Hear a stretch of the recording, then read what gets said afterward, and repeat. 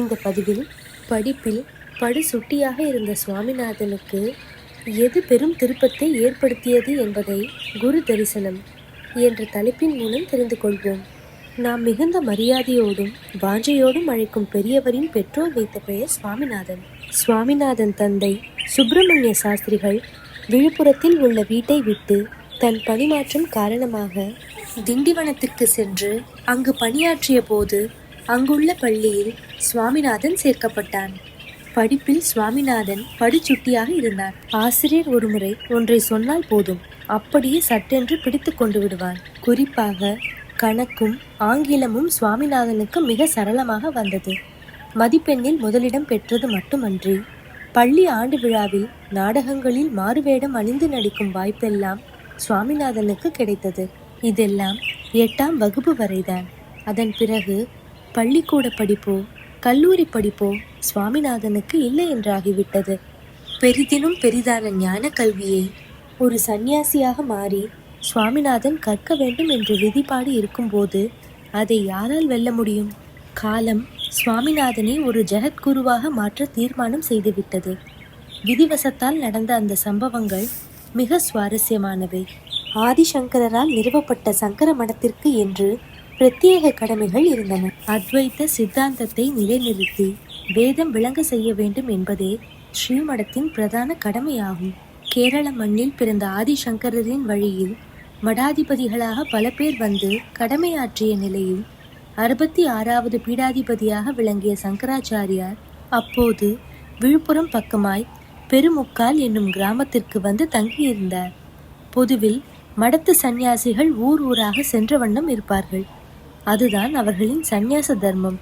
2 நாட்களுக்கு மேல் ஒரு ஊரில் காரணமில்லாமல் தங்கக்கூடாது. அப்படி தங்கினால் ஊர் பற்று ஏற்பட்டு சந்நியாசத்துக்கு இழுக்க வந்ததாக பொருள். அதே போல கதவுகளே இல்லாத திறந்த மனைகளில்தான் தங்க வேண்டும். மேற்கூரை இல்லாதிருப்பதும் உத்தமமே.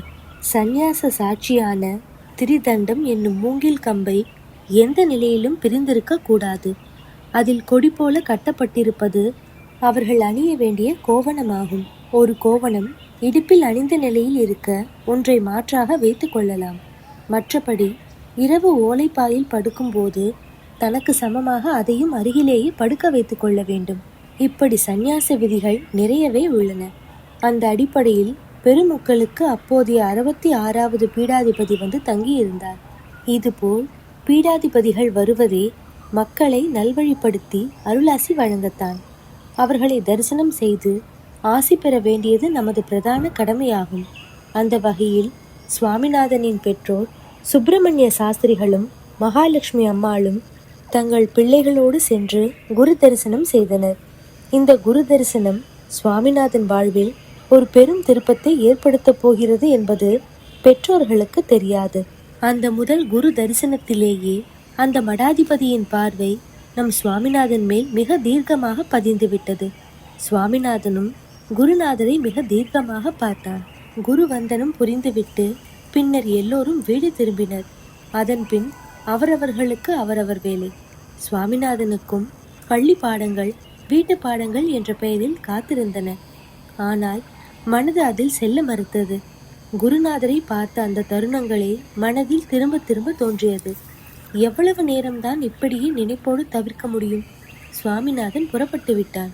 பெருமுக்கால் கிராமம் நோக்கி நடக்க ஆரம்பித்து ஒரே மூச்சில் வந்து சேர்ந்தான். வீட்டில் ஒருவரிடம் ஒரு வார்த்தை கூட சொல்லிக் கொள்ளவில்லை. சொல்லிக் கொள்ளவும் தோன்றவில்லை. குருநாதர் முன் போய் நிற்கவும் அவரிடம் திகைப்பு. கிட்டத்தட்ட அவரும் சுவாமிநாதன் நினைப்பாகவே இருந்ததுதான் ஆச்சரியம். விதி தன் வினைப்பாட்டை செயல்படுத்த முனைந்து விட்டால் 5 பூதங்களும் அதற்கு ஏற்பத்தானே செயல்பட்டாக வேண்டும்.